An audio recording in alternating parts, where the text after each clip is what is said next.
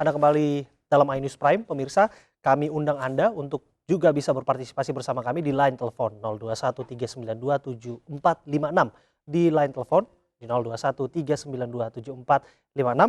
Hari ini kami membahas terkait dengan gubernur baru, harapan baru. Sejumlah persoalan Anda bisa sampaikan di meja dialog ini. Kita akan langsung bahas bersama dengan Bung Alex, Bung Tigor, dan juga ada Pak Awi di sini. Urusan pengamanan udah tuntas kayaknya sama polisi ya Pak ya. Alhamdulillah. Sumringah sekali Pak Awi dari tadi. Namun saya kembali ke Bung Alex. Bung Alex, menarik sebetulnya kalau membahas isu perumahan. Kalau misalnya sekarang kan di Jakarta yang ditawarkan oleh Pemprov kan PBB itu nol rupiah, di bawah 1 miliar begitu. Namun yang ditawarkan oleh nomor 3, gubernur terpilih hasil hitung cepat adalah 0% DP-nya Pak. Bagaimana mewujudkan ini? Bagaimana mewujudkan? Jadi gini, pertama tentu perlu political will. Semua dimulai dari political will. Jadi ada niat dari pemerintah, dalam hal ini pemerintah provinsi, untuk mewujudkan itu. Nah, setelah udah ada political will, maka mulai masuk kepada tahapan teknis, how to, bagaimana. Pertama kita harus adjust dengan regulasi-regulasi yang ada. Siapa sih stakeholders dalam konteks kita mau menciptakan DP 0 rupiah tadi? Stakeholdersnya di sini ada regulatornya, ada OJK, ada Bank Indonesia, ada perbankan, stakeholders juga, publik sendiri. Nah, lalu tentu Pemprov gitu. Nah, stakeholders ini kita adjust regulasinya. Kalau ada yang berbenturan maka kita sesuaikan gitu, atau kita negosiasikan gitu. Sejauh ini yang kita cek tidak ada kendala untuk regulasi. Sejauh itu adalah inisiatif pemerintah. Baik. Ada beberapa respons dari, bahkan hari ini ada respons dari salah satu perusahaan pengembang besar yang mengatakan bahwa berminat untuk menjadi salah satu yang menjadi developer untuk perumahan DP 0 rupiah. Baik. Jadi ini mudah-mudahan ya, mohon doa restu supaya ini berhasil. Kelihatannya publik juga banyak merespons dengan positif. Mudah-mudahan kita bisa realisasikan, karena saya pikir banyak sekali warga Jakarta khususnya yang beraktivitas di tengah kota, yang tapi harus tinggal jauh ya dari pusat kota. Kabarnya sampai mereka 40% warga Jakarta sebetulnya belum memiliki tempat tinggal ataupun domisili di Jakarta. Namun kita akan bahas lebih dalam lagi. Barangkali penelpon berikut ini juga bertanya terkait dengan soal yang sama. Namun kami sapa terlebih dahulu. Ada Pak Rudin Mus di Klender, Jakarta Timur. Assalamualaikum, selamat malam Pak Rudin. Ya Pak Rudin, kami batasi Anda untuk bertanya, tidak dengan itu sara Pak. Ada yang ingin Anda sampaikan Pak? Ini mengenai lalu lintas boleh Pak? Lalu lintas? Halo? Baik. Mengenai lalu lintas boleh Pak? Ada kaitannya dengan pilkada Pak? Ada kaitannya. Silakan Pak, singkat saja. Tingkat kepuasan kan tadi 70%. Tapi di lalu lintas kayaknya belum Pak. Baik, terima Nah, kasih. ini saya kasih contoh satu Pak ya. Seperti apa Pak? Sepeda motor itu kan habis untuk untuk memutar balik, asal bikin macet oleh polisi langsung ditutup, dimatikan, sehingga sepeda motor berputar menjauh terus. Kalau mobil memang dia nggak bisa. Baik, Nah, kami ini sudah ada tangkap kasus poin Anda. Baik, Saya ketemu Pak kasusnya. baik, terima kasih Pak Ada Rudin. sepeda motor yang naik ke jalur ke... Iya, itu persoalan yang kita alami sehari-hari Pak. Soal pertumbuhan kendaraan bermotor yang memang tidak sebanding dengan pertumbuhan jalan di Jakarta. Nampaknya ini harus dijawab oleh Bung Alex. Silakan Bung Alex, urusan kemacetan yang tidak tuntas sampai sekarang. Klasik di Jakarta. Ya, Jakarta itu kan sebenarnya gini. Jawaban daripada kemacetan ini adalah mengajak masyarakat dari menggunakan kendaraan pribadi untuk menggunakan transportasi publik massal. Nah, kalau masyarakat mau berpindah, tidak menggunakan kendaraan pribadi dan mau masuk ke transportasi publik massal, maka volume kendaraan bermotor yang akan ada di jalan akan mudah-mudahan berkurang dan publik lebih senang menggunakan transportasi publik massal tadi. Tapi masalahnya ada. Masalahnya adalah belum siapnya transportasi publik massal yang reliable dan nyaman dan sesuai dengan kebutuhan masyarakat. Sehingga masyarakat masih belum mau masuk ke transportasi publik. Apa yang sudah dilakukan oleh Pemprov sekarang, petahana, dan juga itu sudah menuju ke arah sana. Kita tentu harus akui bahwa sudah ada pembangunan itu, mulai dari MRT, LRT, lalu ada juga itu kan Transjakarta, mengubah budaya, dalam arti mengubah habit masyarakat untuk masuk ke pelayanan publik begitu dalam bentuk transportasi. Namun bagaimana soal pertumbuhan jalan yang saya sebutkan tadi, memang tidak sebanding pertumbuhan jalan jadi masih mungkin saya selesaikan ya.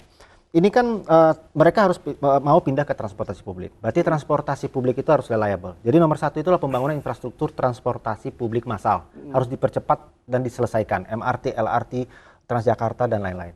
Yang kita contribute di sini, yang masih juga jadi masalah, itulah integrasi dari point to point, dari yang paling kecil, mikrobis, minibus, bis sedang sampai besar bahkan Transjakarta MRT dan Saya seterusnya. catat 5.000 ya yang ditawarkan Itu oleh yang kita Pak periode Anies kampanye kemarin. kita sebut OKO Trip. OKO Trip 5.000 bisa naik 5.000 dari gang angkot. yang mungkin hanya emprengan istilahnya atau mikrobis gitu ya.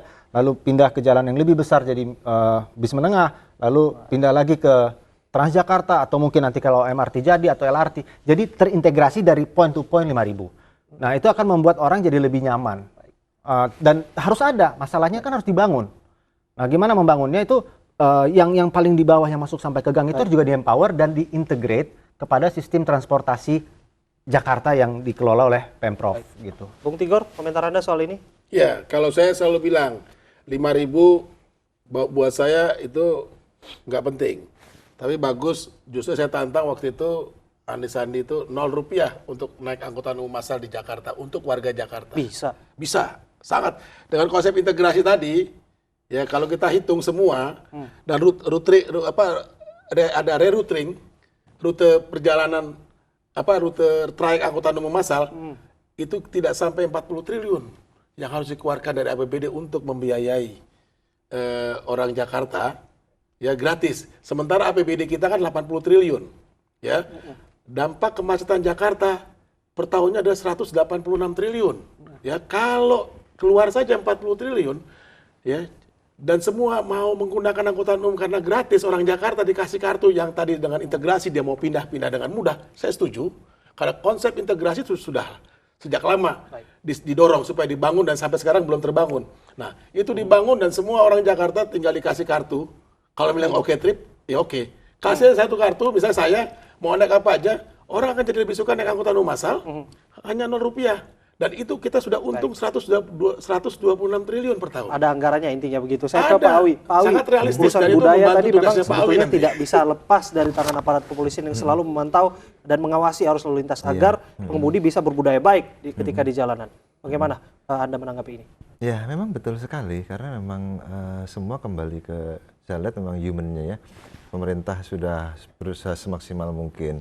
Namun memang di samping memang faktor-faktor tadi pertumbuhan kendaraan yang tidak imbang dengan pertumbuhan jalan, memang banyak faktor termasuk habit kita ini. Memang tidak bisa kita salahkan juga masyarakat. Misalnya tadi, Pak saya mau pengen transportasi massal ya, tapi jadi masalah kita naik angkutan umum yang terjadi kayak di Jakarta Timur kemarin ada itu juga tantangan gitu kita. ya?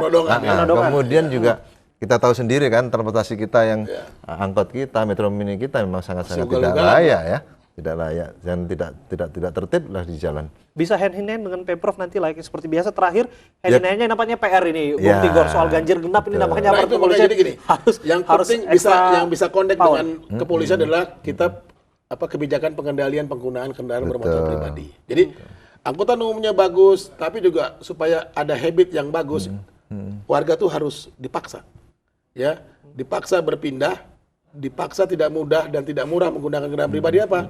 Kebijakan pengendalian. Apa tuh? Bisa ganjil genap. Nanti kan juga IRP kan yang sudah lama sekali didiskusikan dengan teman-teman kepolisian ya.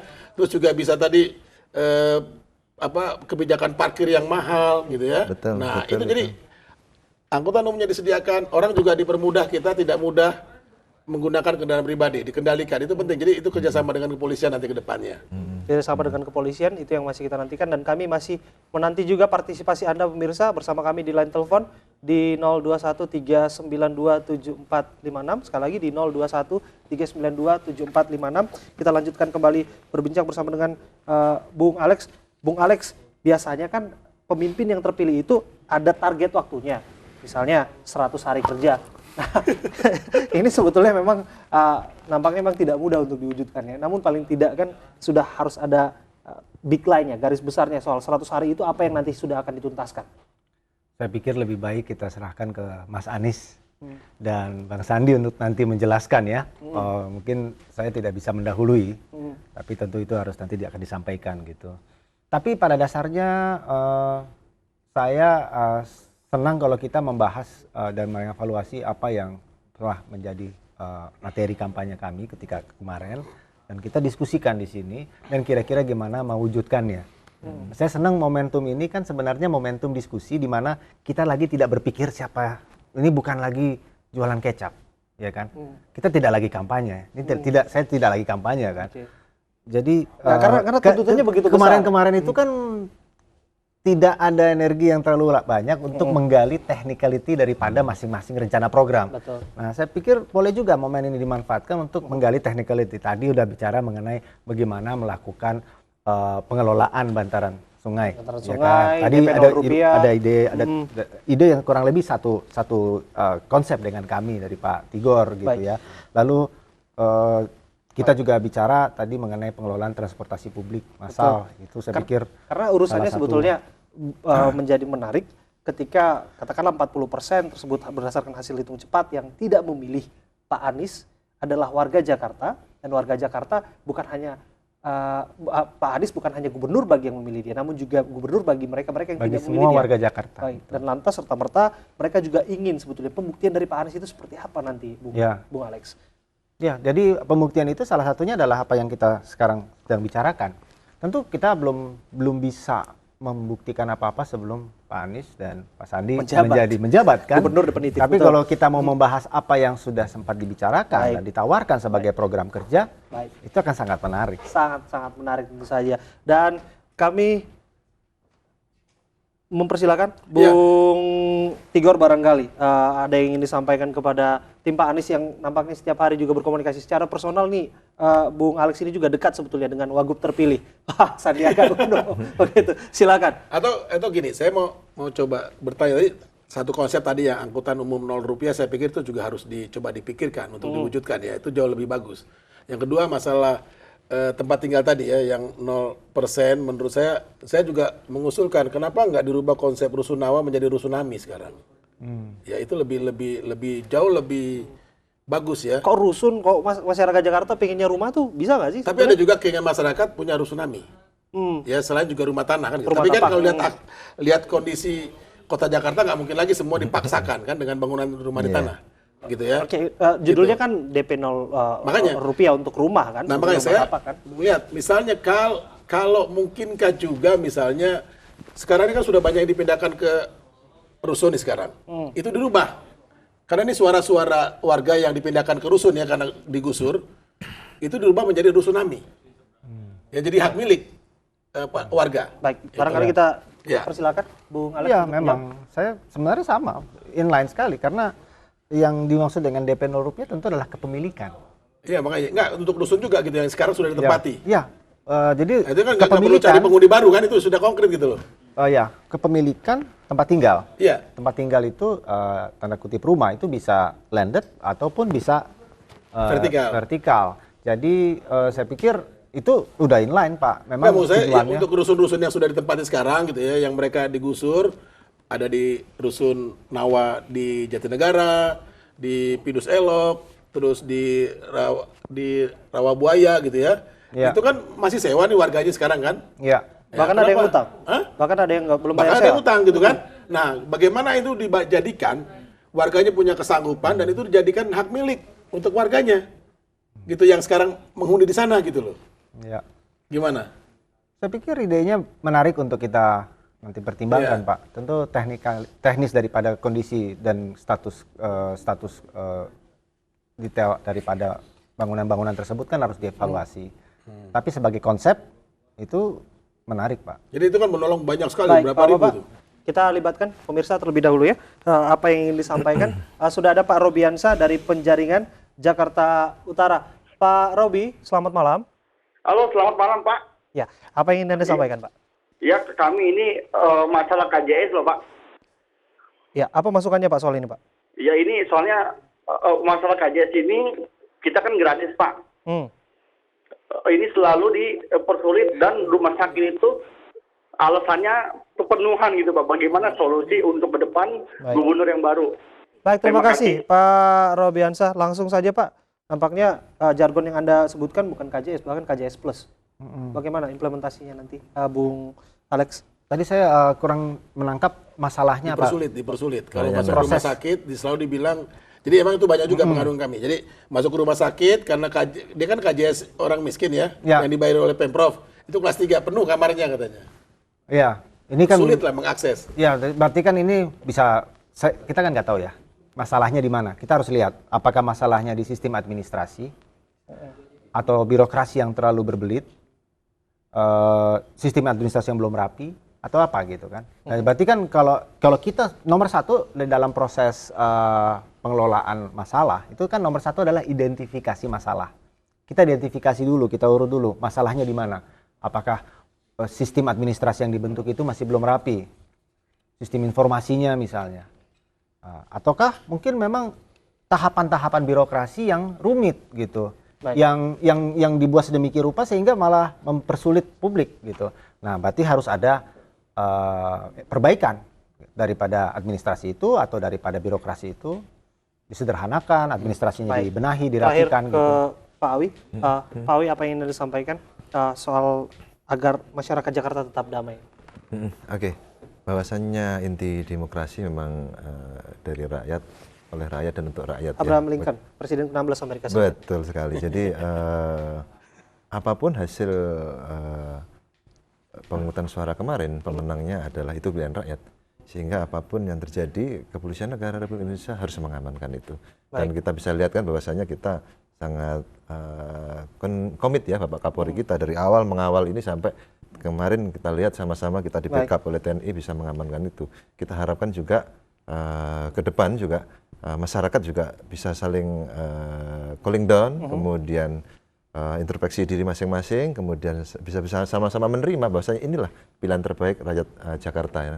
Kita sama-sama nanti kita lihat tentunya sampai dengan beliau menjabat tadi beliau sampaikan ya kita lihat prestasi beliau tentunya kita sama-sama dukung. Dan tentunya Kepolisian Negara Republik Indonesia khususnya Polda Metro Jaya di sini di Polda Metro ya tentunya akan mengawal itu. Baik, terima kasih Bung Azas Tigor Nenggolan, terima kasih Pak Awi Setiono, terima kasih Bung Alex sudah berbincang bersama kami karena kita pahami pemirsa bahwa demokrasi yang sudah kita lalui adalah bukanlah sebuah tujuan, namun sebuah instrumen untuk menuju kepada keadilan sosial. Saya Abraham Silaban, undur diri, terima kasih, sampai jumpa.